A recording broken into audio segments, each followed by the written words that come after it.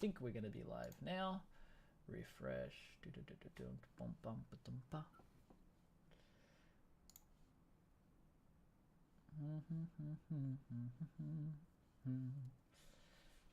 We picked up an extra subscriber as well. How good is that?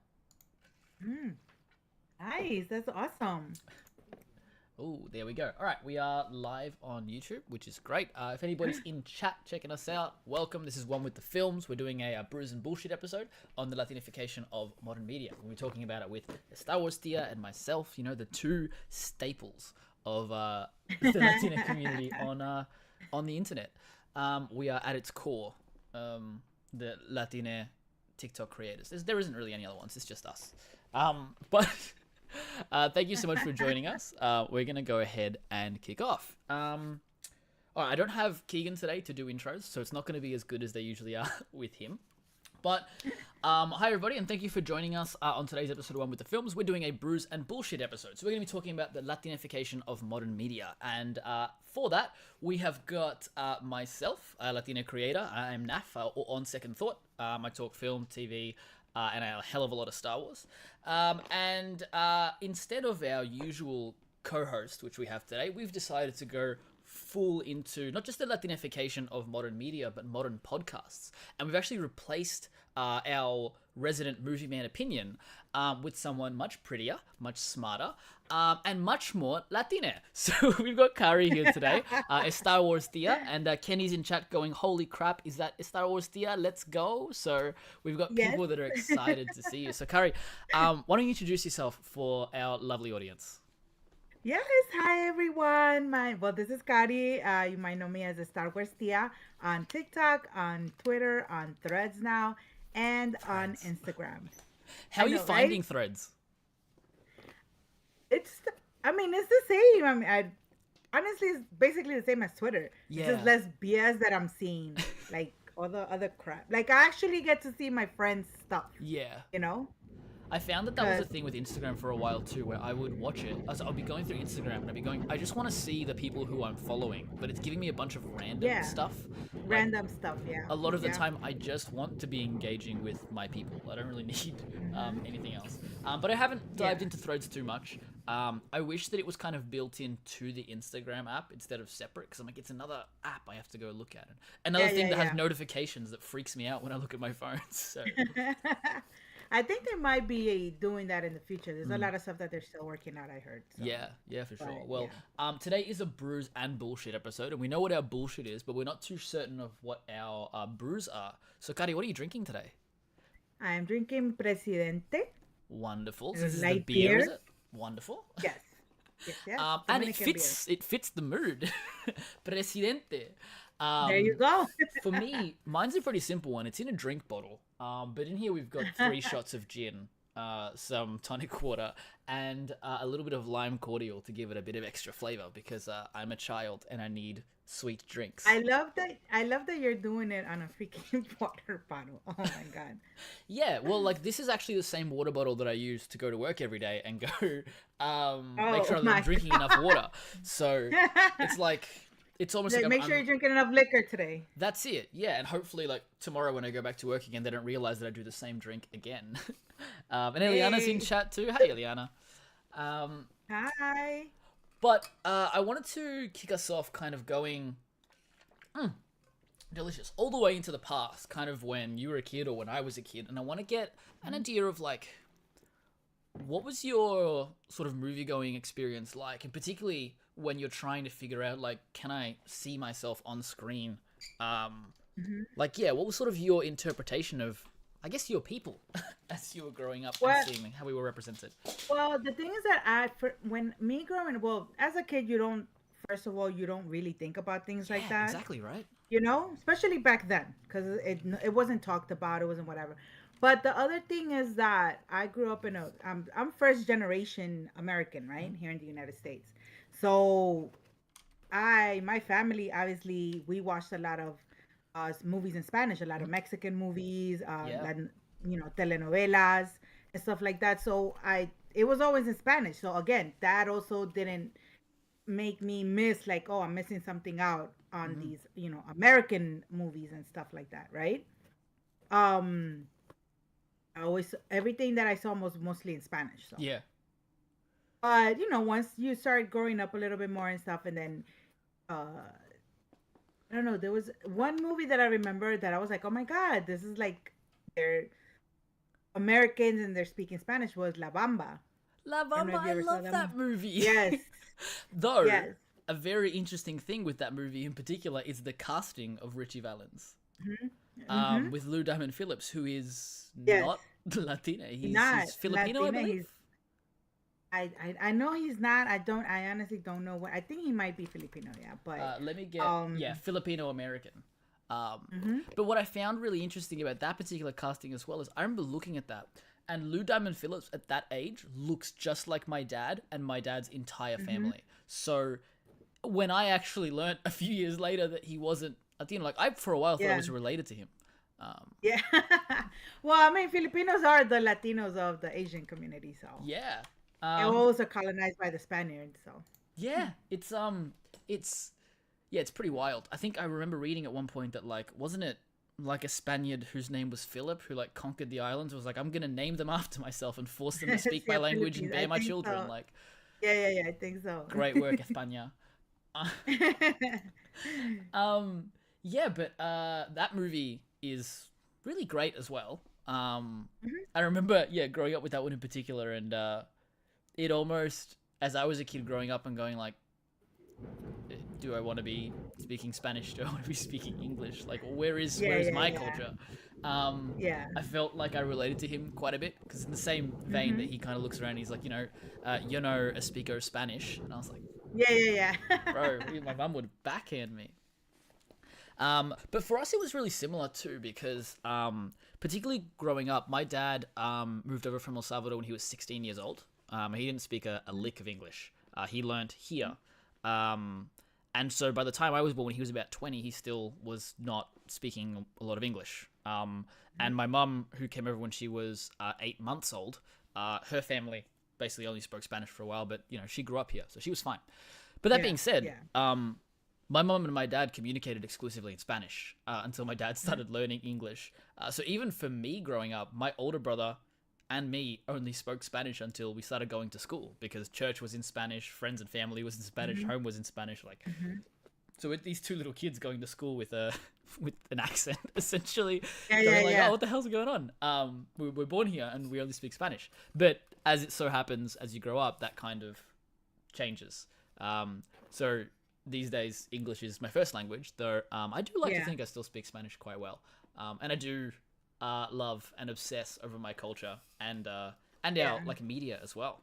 But I think for me, one of the first times that I actually was like, these are my people was did you ever watch Spy Kids? You would have watched Spy Kids. Yeah, of course. Robert Rodriguez. But it's like this whole Latina family with uncles and aunties, and on top of that, less in the sense of what sort of was the pathway for a little bit where usually like the Latina character was sort of relegated to a sidekick or like the funny guy or the stoner or the drug dealer. It's like these kind of common stereotypes that when you're a kid you don't really think about like any sort of harm associated with that, but like for me it was a switch that clicked only a few years ago where I was like, it's kind of annoying that this guy's always just like he's in jail or he's a criminal or he's like it's like those stereotypes that I was like, oh, I'm a little uncomfortable with this. But it was really cool to go from the perspective of a family where just like one, their culture was never like called into question. It just was like you're watching a movie and this is what it is. It wasn't like beating you over the head. It just was. And that's at its core what I found to be one of the big movements that we've experienced where like, these days you can watch something like The Last of Us and Pedro Pascal is your lead and he's clearly Latin American and like at the same time he just is. It's not something that we question or that we go back to and like have to explain why we had to cast him as that instead of like Joel was originally just a white guy. Like I find that's really beautiful. And we've got staples of actors, particularly like Oscar Isaac is doing incredible work across everywhere. But I love that it's just something that isn't like questioned anymore. Like we're just everywhere and we don't have to ask for it.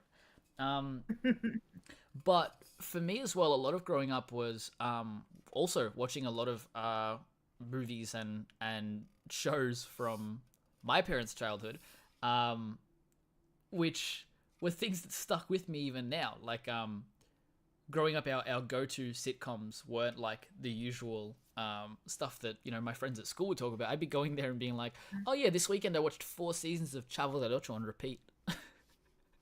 El uh, Chapulín, yes. yeah, Chapulín Colorado. Like it Chespirito. just yeah, He's like Chespirito. That's what like we these were watch. the things. These were the like the staple Mexican sitcoms that were adults playing children being ridiculous. That Yeah. somehow we loved them. We that was all we did at home. Yeah. And Also, eventually, yeah, go also, ahead. I think also me being Colombian, Mm,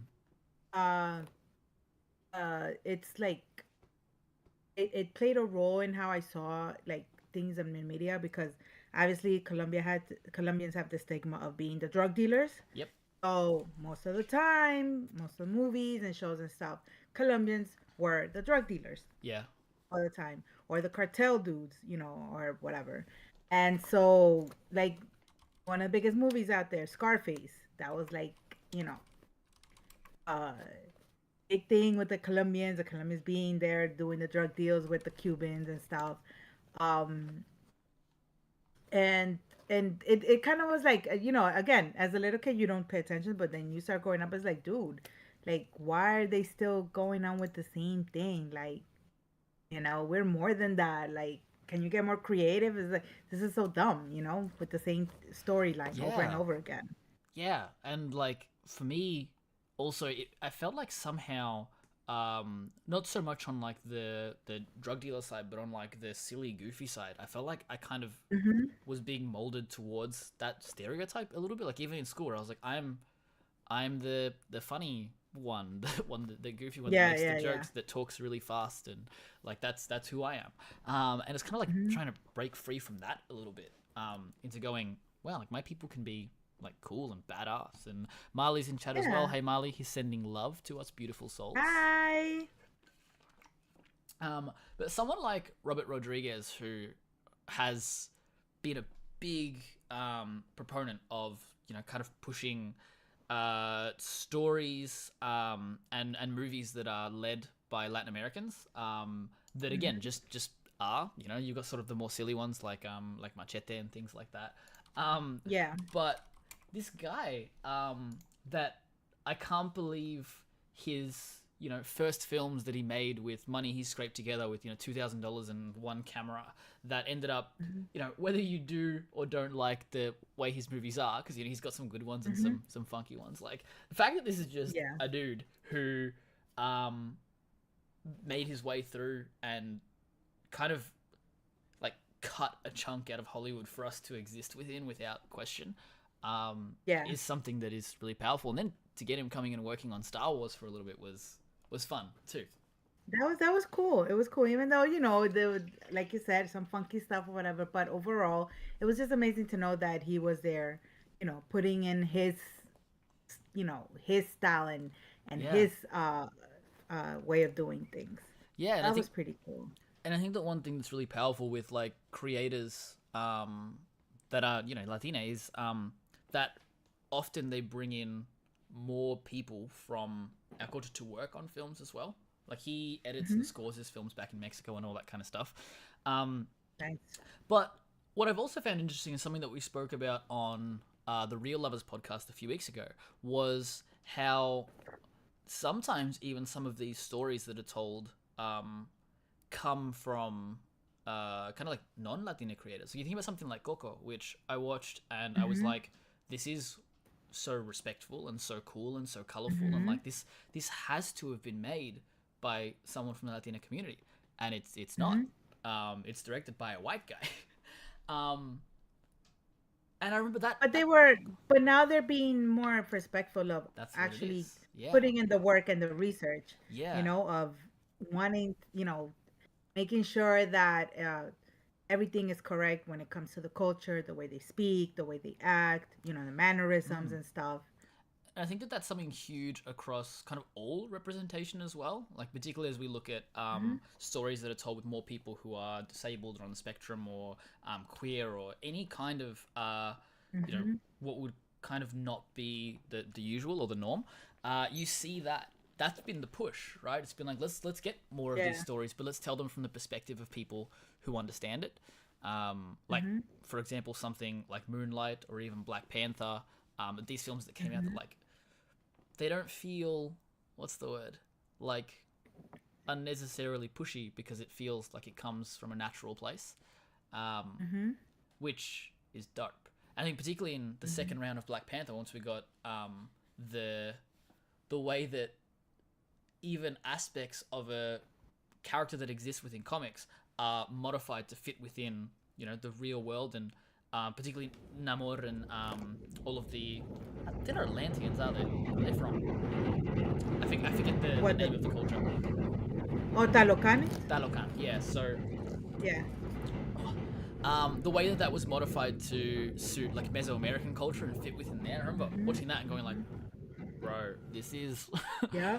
this is so It was dope. really cool. Um, yeah, And it wasn't perfect, but again, they made sure that they got the people there, the historians, yeah. the actual Mayans to hmm work on that movie and to be in that movie and stuff. So Yeah, and how even like the actors that were playing people from Talocan, like they spoke Maya, like that's the mm-hmm. language that they spoke. And I've always found that Yes. one of the like I talk about this all the time, but one of my pet peeves in films in general is just how language is handled.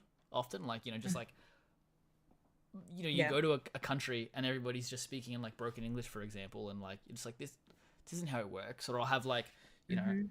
one of the ones that I referred back to a lot of the time was like in the MCU. It was like you have Quicksilver and Scarlet Witch, who are both Sokovian, and they're sitting alone in a room talking to one another, and I'm like, why are you talking in English? Like, this isn't how it works. Like, this is when I'm home with my But see, family. that's what I like. That's what I love about Spider Verse when they spoke Spanish Yeah. and it wasn't translated. Yep. I was like, oh my god, I love this. Because I Yeah. mean, I know, I mean, I understand. It might not be, fair for the people, but like I heard somebody say that now people can understand how other people that don't speak English feel, that they are now they're the outsiders Mm. instead. And not to like make them feel bad that they don't understand what's going on, but It's teaching that's just empathy. part of the culture. Yeah. Yes, that's part of the Latina culture, especially first generations, people that just get here. That's how they feel Yeah.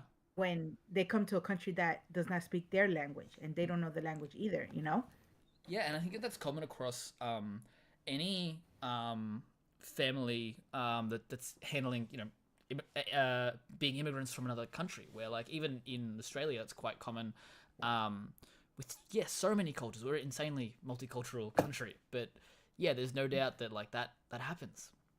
Um, and I know Kay will kill me if I don't mention it, but another film that did that particularly well was Steven Spielberg's West Side Story, where one of Okay. the things that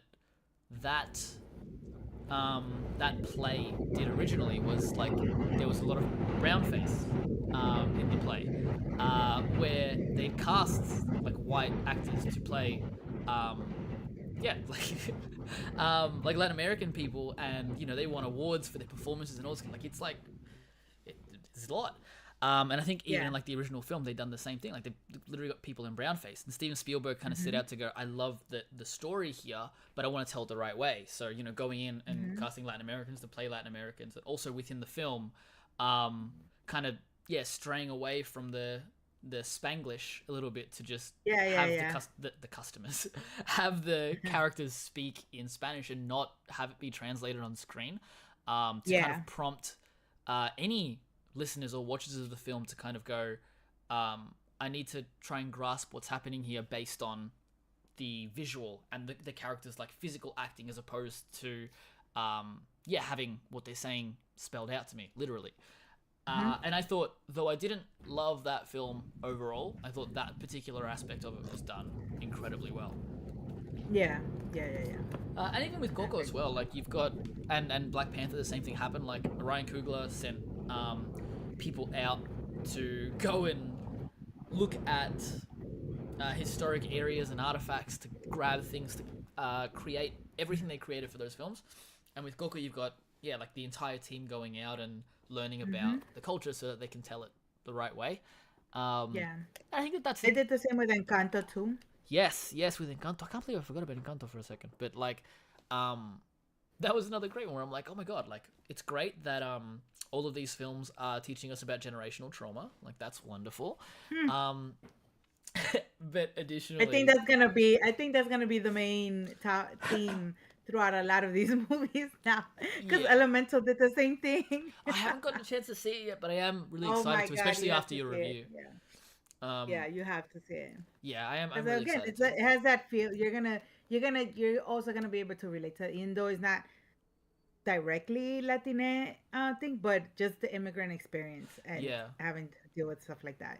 Well, I think that It's the same even thing. like at its core, I'm looking at it. I'm like, okay, you have two beings that are completely different in even how they're Yeah. built, which means their Yeah. worlds are entirely different. So it is a bit of a fish out of water story, if I'm not wrong. Hmm. So I Hmm. am really excited for that. Yeah. There were other films that came up that I remember like would blow my mind when I was a kid and I was watching it and I was like, I can't believe that there is a movie that is like this good, that nobody knows or nobody is talking about it. One of my favorites that I've been pushing for so long is a film called Sin Nombre, which I believe you've seen, Yes. Hmm. which also has Tenoch Huerta in it. Um, I but know. I couldn't believe it when you told me. I was like, "Oh my god, that is him." like even I, because like I looked at him as Namor and I'm like, he doesn't like he looks young. And Yeah. in this film, the character that he plays, Lil Mago, is like he's terrifying. And obviously he's covered in tattoos and things, so it's like, Yes. Yes. Yes. yeah. But this tells the story of a character who is trying to escape the gang that they were in, while also Hmm. helping some innocent girl whose family's been killed, basically like cross the border and get into America. That's Hmm. the story, and it's like yeah, it's the tagline says the greatest sin of all is risking nothing, and that's what it is. Hmm. It's like these people that are risking everything for a better life, Yeah. and at its core, it's an immigrant story. Like this is what our parents did and our Yeah. grandparents did. Like it's It's you. the same thing with the movie Maria Full of Grace. I don't know if you've seen it. Let me have a look. I'll see if I have Maria Full of Grace. I She don't was believe I have seen nominated it. for Best Actress. She was nominated for an Oscar for Best Actress for Mm. that movie. The girl. So this came out in 2004. A Hmm. pregnant Colombian teenager becomes a drug mule to make some desperately needed money for her family. Oh my god. Okay, I'm Yes. adding this to my list because this looks amazing. And it's awesome, and it's awesome because again, even though I know it has to do with drugs, which I wanted, but that is an experience that many Colombians have gone through, Yeah. doing the whole mule thing, and then trying to get to this country and being caught up in the whole uh n- uh like drama of having to deal with these drug dealers while they're here. Um, I love that they actually were here in Queens. So there's a lot of places I like. Oh my god, I've been there. Oh my god, I know these people. Yeah. Like it was really because they were using. It looked like if it was a real person, like I could have known her because Mm. the way that it looks very realistic the way they did it. Yeah. Very realistic, and they use people that actually live here in Queens, to be in the movie and everything. So but again, it's a very immigrant forward story Yeah. of a lot all the different is that is it's just beautiful to see all the type of different things and craziness that immigrants have to go through because they're trying to get to a better place to live a better life for themselves, for their families. And it's not just one thing that they go through. Everybody goes through so many different ways of trying to get here however they can, Mm. you know. Yeah. And I find that a lot of like what's it called, like directors, creators, writers that are coming from this space. Like it's insane how even in some of the more fantastical stories there is like subtext of Hmm. their experience growing up, which Hmm. at a glance you can't really grasp, until you understand what they've been through and you can actually see that come through Hmm. their stories. And a director that is very well known and like beloved these days is Guillermo del Toro, who Hmm. um, through many films, has done incredible work to put us forward. And I remember that there was a film that I'd never heard of that was recommended to me by one of my friends from school, who I don't even know how she'd heard about it. But it was Pan's Labyrinth. That's not you. You hadn't seen it I before. hadn't seen it, Like, and I watched it, and I was like, what? Like, it became one of my favorite films of all time. I didn't even know it existed. And that being oh said, my I grew up god. in a family that kind of Amazing. steered us away from fantastical things. Yeah, So I yeah, kind yeah, of yeah. get why. But once I did, I was like, Yeah.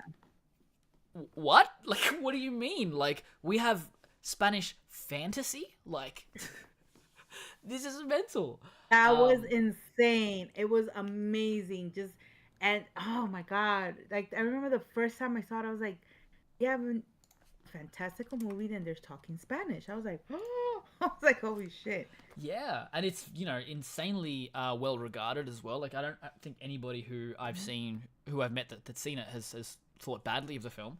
No, Um, no, no, no. It's really good. yeah, and it's like not even just like Guillermo that's working on it, right? The entire cast is like Latin American or even Spanish, and you've got the Hmm. cinematographers coming in. It's the same place. Like, we've got an entire crew of people, and Guillermo also recently um released Guillermo del Toro's Pinocchio.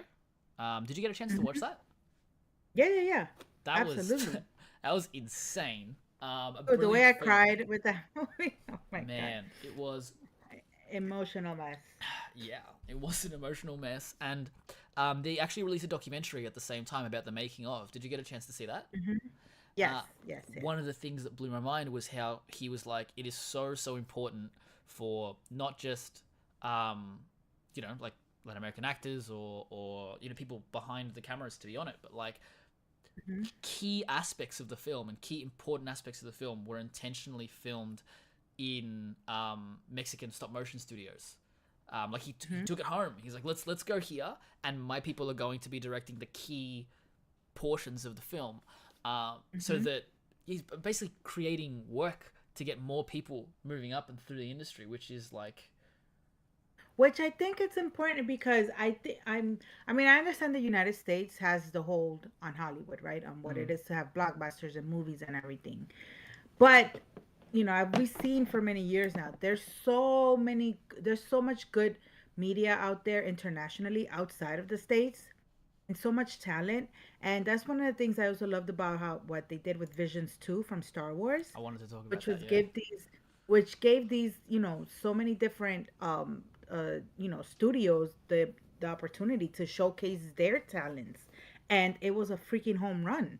It was just like they hit it out of the park yeah, with that, you know. yeah. It's like, once you kind of give that space to go, I'm not going to put you in a box. Just make. That's where, like, this is where art is born. In the space where there's Hmm. no sort of limits. And you have Because other, you don't when you think about animation and stuff like that, you either United States or like Japan because of anime. But you don't think about, oh, Chile, or you don't think about France or places like that, like yeah, animation. They do animation. Like the only one would be like the people that did Wallace and Gromit because of the movie Wallace and Gromit, yeah, right? But other than that, like now we have somebody that if they see another animation that was done by the I forgot the name of the company from Chile. Um, Let me what check was the their name? names. Season 2 studios. Let me grab them again. They Yeah, had El Giri, which I think was the Spanish one. sí, El Kiri. Oh, El Kiri. That's what I'm saying. That's the name of their company. There's, yeah, El Giri, and there's another one. Where are we? So animation studios are El Giri, Punk Robot, Aardman, Studio Mia, Studio La Okay, so El Cachette. Kiri. So that's what I'm saying. Like now, if we see if anybody sees an animation with the name El Kiri attached to it, now everybody knows. Oh shoot, they make amazing animation. We Yeah, have to watch that. Now it's recognized, yeah, which I'm exactly. thankful to Star Wars for that because that was really cool. Yeah. I loved that, because I always loved anime and I always loved Star Wars. So when they connected those two things, I was like, Visions is for me. Like, that's, I'm in. Hmm. Um, and they'd always talked about it. They spoke about when they announced Volume 2 that they were like, we're not done with just the anime side. Like, we're going to dive into anime more. But on top of that, Visions is now becoming worldwide.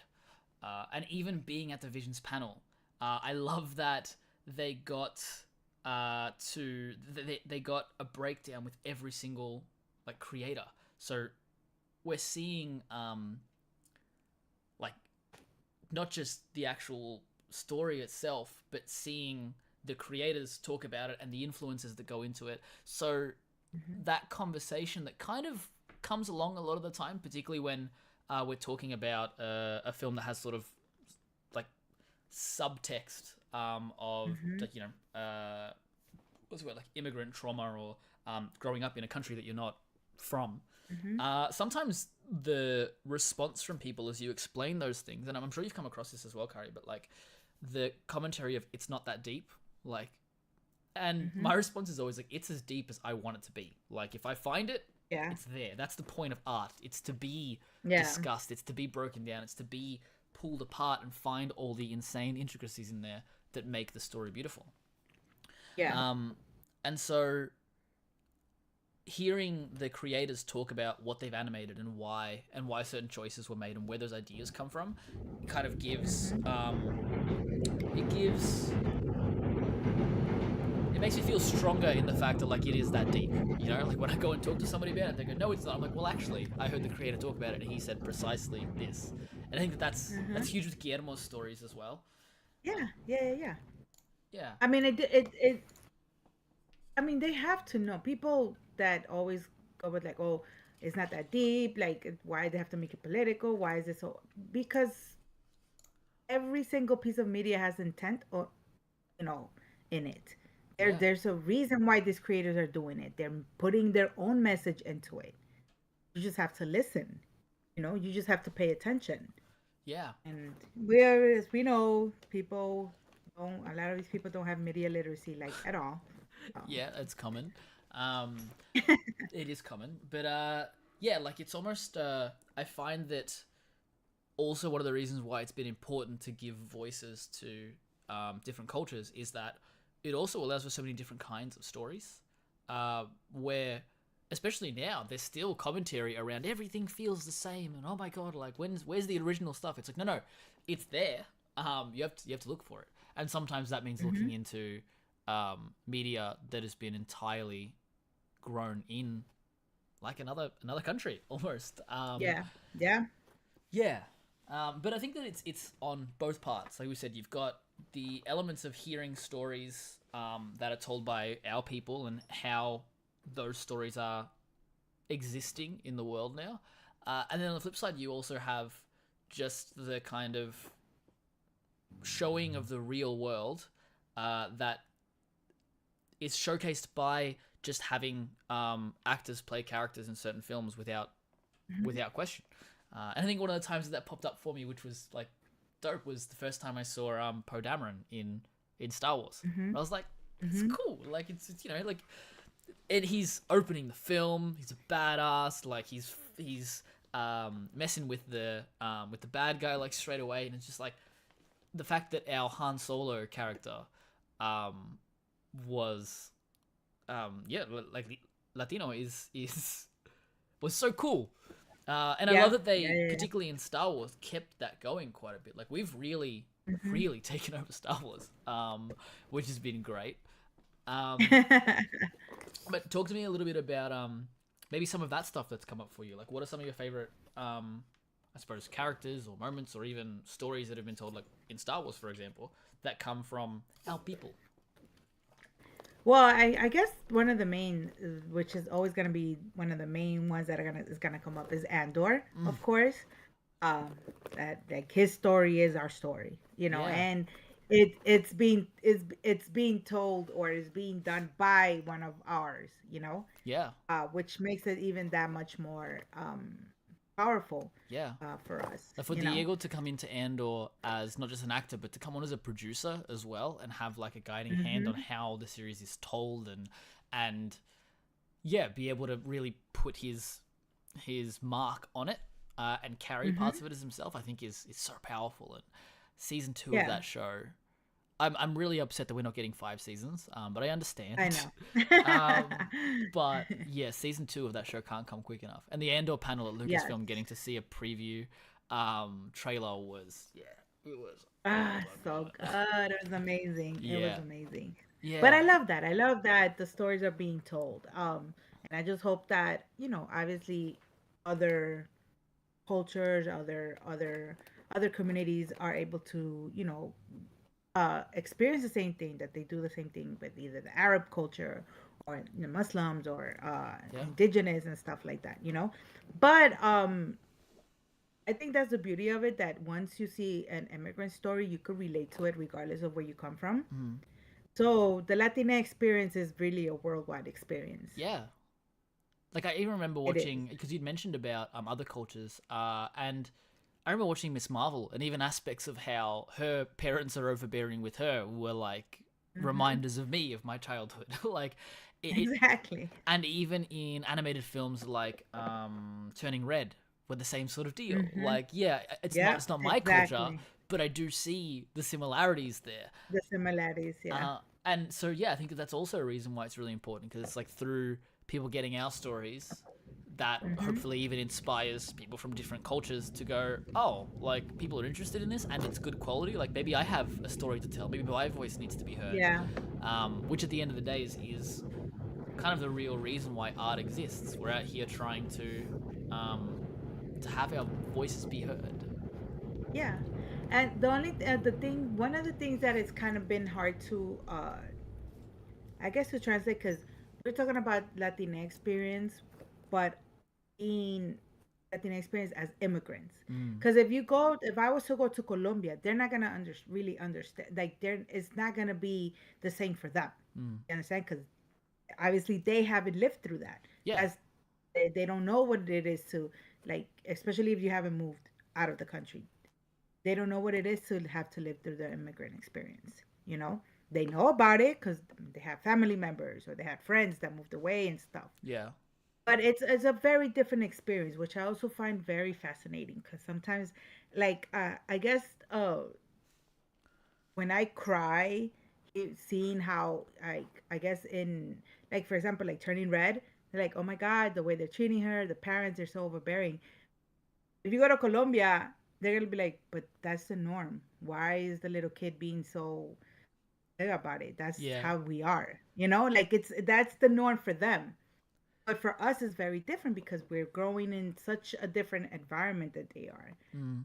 So, to compare the two, it's a very interesting conversation for sure. Yeah, and it goes to show, because there's like important media on both sides of it, right? You've got Hmm. particularly the stories that are coming out of those countries won't necessarily be Hmm. talking about the immigrant experience too much. Some of them might be the story of like trying to, but even like for example, Sin Nombre, like the film ends as she arrives. It's almost like there's a whole other sequel Hmm. to that that should be coming, talking about what the experience is like, knowing that she's how she's gotten there and Yeah, all she that kind of made stuff. it. Yeah. Yeah, um, but yeah, like you said, if you even got films like by Alfonso Cuarón, like Roma, that came out a few years ago, that was nominated for, I think it Hmm. won Best International Feature. That are Hmm. just stories that are told within like that that space. It's not necessarily an immigrant story. It's just a story from the people of that culture. But as you were Hmm. talking about the difference, one line really stuck out to me, and I'd love to hear your thoughts on it. And it's from, you may even know the one I'm talking about already, but it's from Across the Spider Verse, and it's Hmm. Miles talking to his parents about like, I'm just trying to live my life, and she's like, it's not your life, it's my life and my parents' life and his and all the people that got us here. That's whose life you're living, not yours. Which Hmm. is, whew, that's a lot. That's the thing, and I think it might be very hard for somebody that isn't an immigrant to understand that. Oh, but why do you have to live for somebody else? Why do you have to, you know you have to live your own life? Yeah. Don't worry about them. I mean, yeah, and obviously you do have to live your own life and find your own path, but we have that in our culture, that we don't leave our family behind. Mm. We show that respect because we know the sacrifices that they made Yeah. to get us to where we are at the moment, right now, Mm. and stuff. they had to fight against so many things, not only having to get here, but also the discrimination, all the obstacles, all the backhanded uh microaggressions from, other people and stuff. Yeah. And it was hard for them. So we feel like we also have to show, we there has to be a balance there, Yeah. you know? Like there is a little bit of like I kind of owe them. Mm-hmm. And I think in some families that balance is handled healthier than in others. Oh yeah, Um, absolutely. and I think Because that, in others they guilt trip you, they will yeah, guilt trip you yeah, to the fullest. yeah, exactly. And it happens. It's happened with my family and my parents' parents. Um, like, yeah, it's like look at what I did for you. And Mm-hmm. now Mm-hmm. you got like as a result you have to do things my way. Yeah, yeah, yeah. Or even sometimes it comes down to the experience of kids whose parents have potentially like almost like failed in some ways, that they don't want their kids to experience the same thing again. So the conversation of like, I'm forcing you to like study something, Mm-hmm. like you have to study because Yep. I didn't, and then I was made a fool of in the real world. It's like I need you Mm-hmm. to be better, be different, and that's sort of where that generational trauma comes in, right? It's like parents have experienced Yeah. something horrific, and they don't want the kids to go through the same thing because they know how painful it was. Mm-hmm. And that's the thing, that a lot of Mm-hmm. these things that externally as you view it, or somebody telling you a story of how their parents act or say or won't let me live my life, feels like something that's not done out of love, but Mm-hmm. at its core it is loving behavior, just needs a bit of therapy, I think. And is love with therapy needed? Mm, yeah.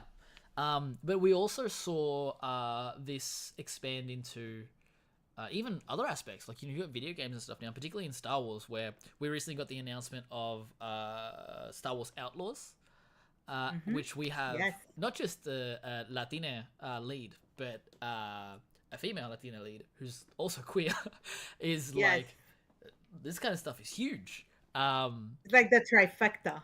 I was yeah, like, oh my it's god, like, you oh got my it god, all. okay, with like we've got everything here. And again, in a sense that when you're watching the trailer, it's not like or the gameplay and stuff. It's not something that's going in and beating your head, going, "Hey, remember, like this is who this person Mm-hmm. is." Like it just exists, and it doesn't Yeah. prompt you to ask the question. It just goes, it's that conversation of It's in just a there. galaxy far, far away with infinite planets and infinite aliens and all this stuff. You're going to complain about one black person, like what? it it exists. It's there. It's I endless. don't. Just I like just don't our understand the logic of like what is it? What is it? What is it that you feel so forced yeah. about it? It, But again, it's just that mentality of seeing the same thing over and over again. That's what you're used to. yeah. Any type of change is always gonna feel like, what the fuck, what Hmm. is going on? And it's almost like the like media space is going through that same metamorphosis that like real life went through as Mm-hmm. people started yeah, immigrating to other countries and being kind of like, oh, like you shouldn't be here or you don't belong here. Like that's kind of what the commentary feels like sometimes, Exactly what where it's it like, is. No, it does. It does. and I think that that's a big space for us as humans that you know we need to learn and improve on. It's like at the end of the day, like we exist, right? Like we exist, and at Yeah. its core, No, because that's exactly what we saw, let's say in the workspace, right? Like, oh, a woman lawyer or a woman president or a woman, in high authority, in high place, like yeah, high positions and stuff like that, or yeah, somebody of color or a black person and stuff. It's like, whoa, whoa, whoa, whoa, whoa, what's going on? yeah, No, we had to fight so much in order to be able to, like, what we call the glass ceiling, mm, especially for women, because there was a point that we wouldn't go past that. And exactly, now we're getting to this hyper, and so seeing a woman ascend into a higher position was looked at like, okay, what, this is not okay. You're yeah, not a man. This is a man's job, whatever, whatever.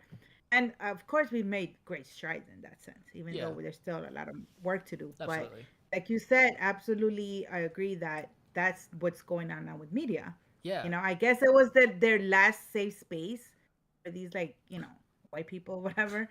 That they were like, well, at least we got that. yeah. We still got that. Well, now you don't. Yeah, and it's like in spaces that are predominantly led by white male people. which, Hollywood was for a long time. Even like we were talking about, like Mm-hmm. people that were making films in other languages that kind of Yeah. exclusively stayed there. And even when you look at like the Oscars, for example, like more often than not, films that aren't in English, they're kind of relegated to their own category separately, almost like Mm-hmm. it's the same as like animation, which I talk about constantly. It's like, you know, Yeah. it happens sometimes, but more often than not, so your best picture winners, and then you've got your best international feature, and it's like, Mm-hmm. why are they separate? It almost kind of does have the undertone of like segregating things and keeping it separate. Like Mm-hmm. there's your stuff and there's Mm-hmm. our stuff, and they shouldn't be mixed, which is Yeah. part of the kind of change that needs to come. Um, yeah, like it's been good to see, like you said, the strides that we've made, and we've kind of gone in and carved a space out for ourselves, which historically, as people tried to do that, they'd be knocked back and kind of give up. And these days, it doesn't happen as Yeah. much. Like we're kind of carving out that space and holding on to it. And people who are coming through going, "You shouldn't be here." We're like, "Excuse me." Like I don't know if you've done the math, but Well. there actually are more of us. Um, Way more. yeah. Oh, that didn't work. There it is. Yeah, and so it's like we were saying, like that concept that people are viewing a space that historically was like safe for them as now unsafe because we exist there, and we being almost any culture, is Mm-hmm. like it's kind of shocking to me that that's the response. And I think particularly Yeah. because of how like what our experience has been like growing up. I look now at things that introduce other cultures into media, and I look at it as completely like positive. I'm just like I'm so glad that like other people have this. And so sometimes Yeah. it is shocking to me hearing people are going and looking at reviews of something and going like, "Oh, this is work. There's this forced diversity, forced inclusivity," and I'm like, so like But it needs to be yeah. forced. They just had to give it a like that for every time I hear it forced something, Mm. it's like, oh my God. I mean, they had to give it a name because just to make it sound bad, Yeah, that we are existing in a place that we've always existed in. yeah. We've always been here. Nothing has changed from that. Mm.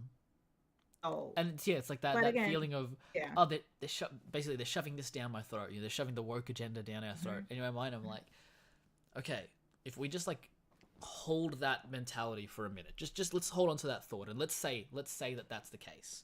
If we flip the cards, have immigrants and people of color and like everyone else who isn't you not had your agenda shoved down their throat for years, like if what you're saying is correct, which like okay, let's just say that it is, we're shoving it down your throat, Mhm. awesome. Like that's the same thing that's been happening here. So like having that empathy is to go like we had our space and that space isn't gone. There's still so many fantastic stories that are being told for any Western audiences and about Western Mhm. audiences. Like there are still Mhm. fantastic stories being told in that space. It's just carving out a little slice for people who aren't you. uh, Yeah. which yeah is like it's important. Like it is important. And it's one of the things that I constantly come back to. Like again, like as characters keep coming up that are so similar to us or share our stories, and like it's always been a shock to me that people look at that as a negative thing. Like Mhm. I can't actually believe it sometimes that somebody looks at that and goes, "But why are you doing that?" But why not? Yeah, it's like we're here, we're creative, we have a voice. Like let's be heard. Um, Yeah. and it makes it like we said, at the end of the day, getting stories from different voices is what gives us the uniqueness across media to have so many different kinds of stories that didn't feel like they Mhm. existed originally. Yeah. And Yeah. at its core, you can think of stories that have been adapted from international features that go on to get all this praise. Like this is an amazing film, this amazing story, and it's like, do you know where that Well, originated? actually, Yeah, it came from a book that was written by this person or a film that came from that person. I mean, like one of the ones that I thought like about just recently was Infernal Affairs, which was a like international like Asian film, and then was adapted into The Departed, which we did an episode on, and you guys should Dude, go and listen I to. would. That's Like, exactly what I was gonna say. It's like the one that we just saw with freaking Pep. yeah, like, That's and The crazy. Departed is like, like one of the best Scorsese films, and we were actually talking about how, weirdly enough, it almost seems like The Departed was trying to distance itself from being an adapted work. Yeah. Like, almost like it's embarrassed that its incredible story came from someone else. That, Yeah. like, And it's crazy because he tried the movie uh try to make itself like you see how much longer it is in the original yeah, movie. Like he tried to do so much in that movie that made it so that much that added so much more to the story that didn't need it. It didn't like after now I know after watching the original it wasn't needed. That yeah. original movie it was just like perfect the way it was. Yeah, it was like, it was tight, it was clean, you smashed it out in an hour and a half. Like, Hmm. it's actually really impressive that they told the story in the amount of depth that they did without anything extra. Yeah. And that's not to say that The Departed did like the wrong thing by adding heaps of extra stuff. I No, watched no, The no, no, Departed no, and I was no, like, no. it's good. Like, it's real solid. Hmm. But Yeah. yeah, there's something really impressive about a story that can be told that good, that short. Yeah. Um, Hmm. and there are, yeah, so many films like that do like become adapted from, yeah, other stories or international stories that you just kind of like at some point have to pause and go, um, white people, do you not realize where all the good shit, where all the flavor in your food comes from? It's that idea of like the colonizers going to other countries to pick up spices and take them back home so their food tastes better. It's like, this is what happened to you. um, That's exactly what's going on with media, yeah. sir. Um, yeah, it's been yeah, it's exactly right. We're giving some flavor. Enjoy the flavor. Enjoy the spice. In my case, neuro spice. But Yeah. I think one of the other biggest ones that I want to of something Latina that got adapted and became like a huge sensation was Betty La Fea. yes, um, Oh my God. They did, and then they made the American version of it, Ugly Betty, yeah, here in the United States. And they also made one in Mexico. They had their own, like, there's so many different versions of that thing. But the thing is that it came from a Latine country, yeah, it was a Colombian novela. And it's so good that Amazon is now doing a third sequel. yeah. I Amazon is think going I to do a saw that third on sequel your to it. Threads post because they're doing Yeah, a Betty yeah, La Fea series, right? Is it? yeah. Um, Supposedly it's like it takes place like 20 years after the original, whatever. But Amazon is picking it. I was like, oh my God. Like, that's freaking amazing. yeah, and like that. And correct me if I'm wrong, but like, was I think it was more inspired by, but I think I'd heard that like Jane the Virgin was something similar. I wasn't sure if there was a Mexican show that did that, or whether it's just designed to be. Oh wait, no, here we go. 10 American shows that were originally telenovelas. Jane the Virgin was one of them. Okay. Where are we? Go away. I'm not gonna disable my ad blocker. Juana la Virgen, the telenovela from Venezuela, and that became Jane the Oh Virgin, which shit. had um, Eliana says, "Hey, I'm allergic to flavor, not media and food."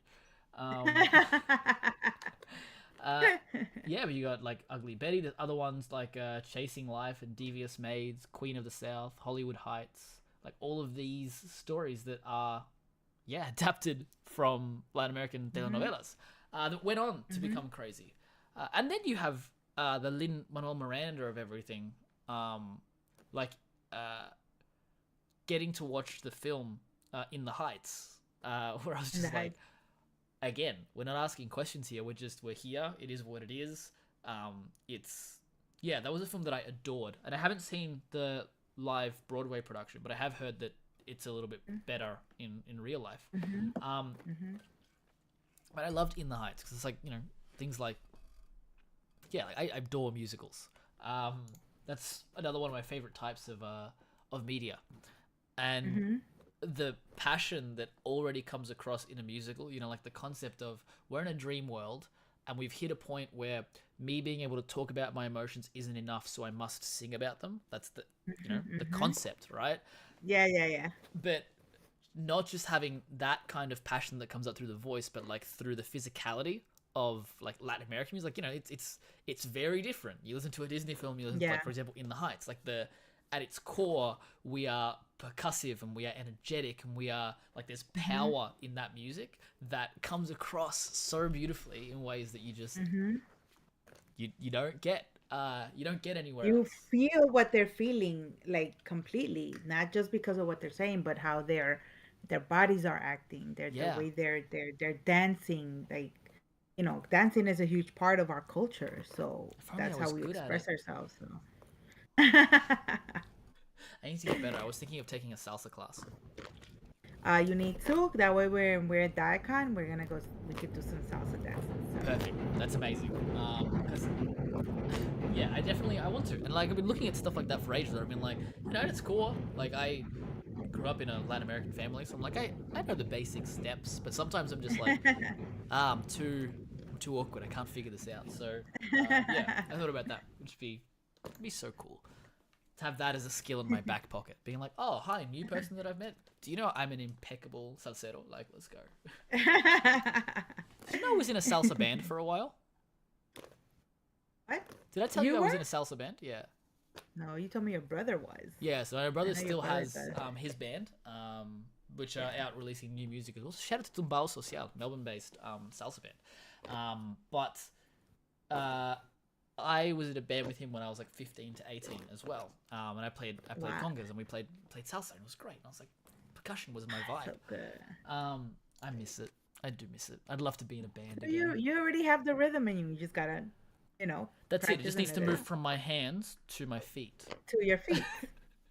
Because that No was the benefit problem. of standing behind a big set of drums. I can just stand perfectly Yeah, still yeah. and zone in and be like, all I got to do is play these beats. Hmm. Oh man.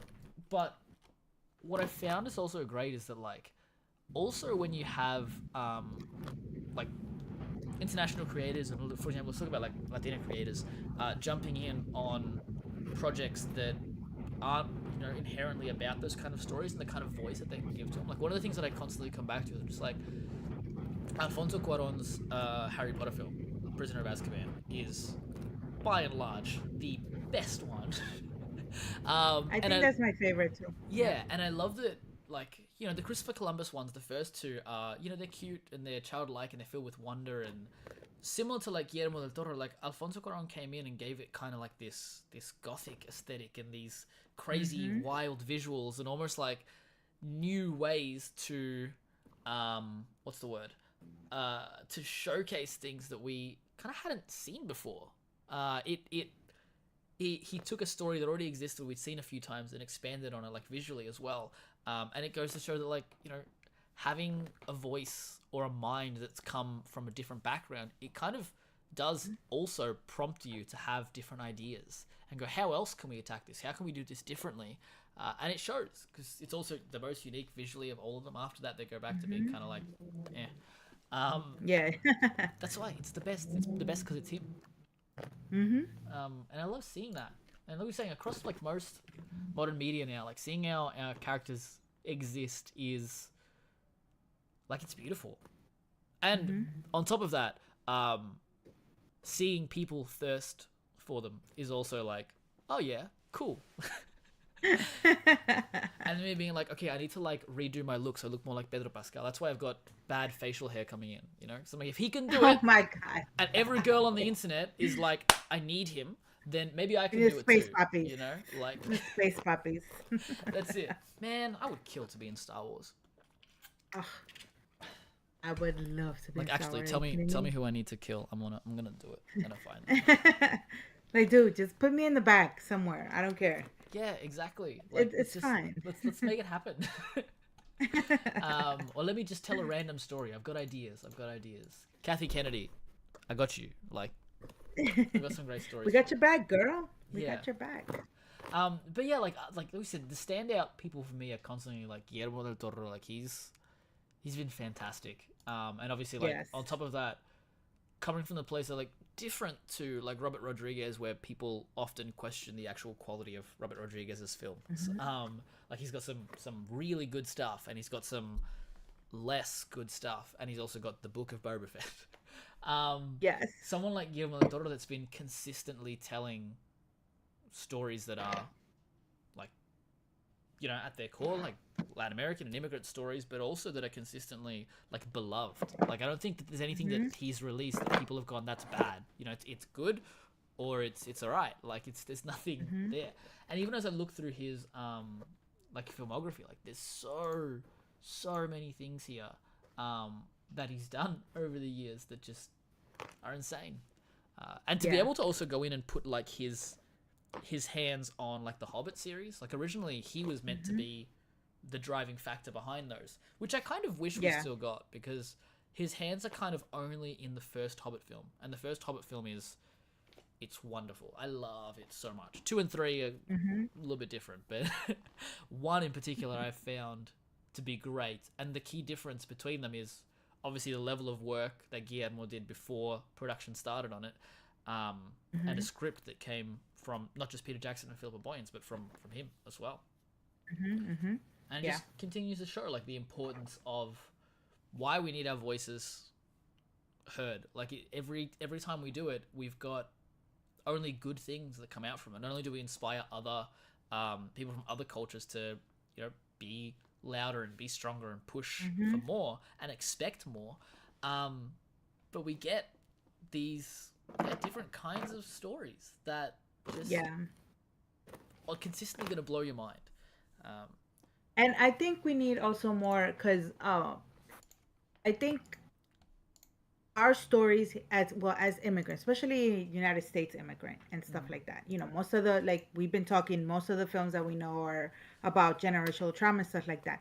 The rest of the world knows our story, knows what we go through here in this, not just the immigrant, but just in general issues that happen in the United States. Everybody knows them because the movies represent that. I would love to see movies that represent the issues and the things that other countries go through, yeah, what that doesn't relate to the immigrant experience. Like there's so many issues in our own countries that our people are going through. It has nothing to do with the immigration experience. yeah. Like again, that the movie that I recommended you guys, La Vendedora de Rosas, which is like one of the most acclaimed Colombian movies in Colombia and stuff. It's about the life of the little kids that live on the streets and the stuff that they go through and what they have to do in order to survive and stuff like that. Yeah. It's very you could tell that it's very kind of amateurish because they use real people. They can't, like, they got real little kids from the streets to Yeah. act in the movie, but it makes it feel that real because that is exactly what they go through. You see the issue of the way the little kids the way they handle their hunger is that they sniff on glue. The glue sniffers. That's all Oof. you see them, like, yeah. And you see that you go to Colombia, you see little kids, and you see them with a little brown paper bag with Yeah. a You need something to that suppress there's that hunger. There's no way around it. yeah, yeah, exactly. It's shoe glue. It's the Yeah. glue that they use for the shoes, and you just see them just just like sucking on that the whole time Mm. because that's how they survive. Yeah. You know, and so again, it would be awesome if we could get movies like that that maybe were produced here, telling us about these issues from over there. Because Mm. again, There's more than just the this immigrant country story. is, yeah, exactly, it is, and I think people need to expand. That's why everybody else knows about us here in the United States, but we don't know about the world unless Yeah. people go out and travel or they Yeah. watch a documentary or a traveling channel. You know. Yeah. There are so many things that we are yet to learn. Even us who Hmm. are kind of more open minded and want to. It's like there's still so much that we don't know. Um, Yeah. that at its core, we need people out here telling us these kinds of stories so we can learn about it. And I find it interesting that, like, for example, the story of like the immigrant experience now has also made its way into Western media outside of just international stories, international of like like non English speaking stories. Hmm. Like there was a Hmm. story Belfast that came out a couple of years ago, which was talking about Hmm. something actually pretty similar. But Kenneth Branagh was telling his own tale of his family immigrating from Ireland to I don't know if it was they went to London or America. I can't remember, but like that was at its core. Like it's Hmm. like it almost shows that this kind of story isn't just unique to us and our families and our history. Like across every culture it exists, and even for lack of a better defining term, like white culture, like it's still there. Um, Yeah. and so it's almost like when people come through and go like, why are we telling a story, or why are they forcing this like down my throat, or all this kind of stuff, it's like, what's interesting is that the story's pretty similar no matter where you go. We always have people who are outsiders that want to be not that. And across the world in general, we've also got other tragic stories about, like you said, like people who are underprivileged that have to find certain ways to survive that Mm-hmm. we kind of need to be able to bring light to. Um, and to do that, we need to be inspiring people of other cultures to come and tell this story, because we're not going to know. And that's why Yeah. that space kind of needs to be constantly filled and supported by everyone, not just us supporting our own people, but supporting each other and supporting other cultures and pushing everyone to be better and be more Yeah. open-minded and push for it.